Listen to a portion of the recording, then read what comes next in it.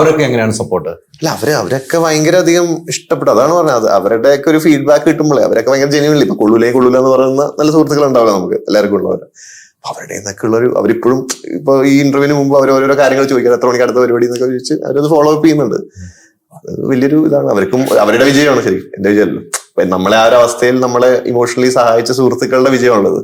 അവർക്ക് ഭയങ്കര ഹാപ്പിനെസ്. ഫാമിലിക്കായാലും അല്ലെങ്കിൽ വേറെ ഫ്രണ്ട്സിനായാലും പിന്നെ ഇൻഡസ്ട്രിയിനകത്തുള്ള സുഹൃത്തുക്കളും അല്ലെങ്കിൽ സംവിധായകരും നമ്മൾ അറിയുന്നവർ, അവര് നമ്മൾ വിളിച്ച് പറയുമ്പോഴും അവര് പറഞ്ഞു ഞങ്ങൾക്ക് ഒരു വിജയിച്ച പോലെയാണ് നീ നിന്റെ ഒരു സംഭവം കയറി വരുമ്പോൾ, നല്ലൊരു സാധനം കയറി വരുമ്പോൾ. അപ്പൊ ഈ ജിത്തു ജോസഫ് എന്ന സംവിധാനത്തിലേക്ക് ശങ്കറിനെ എത്തിക്കുന്ന ആരാണ്?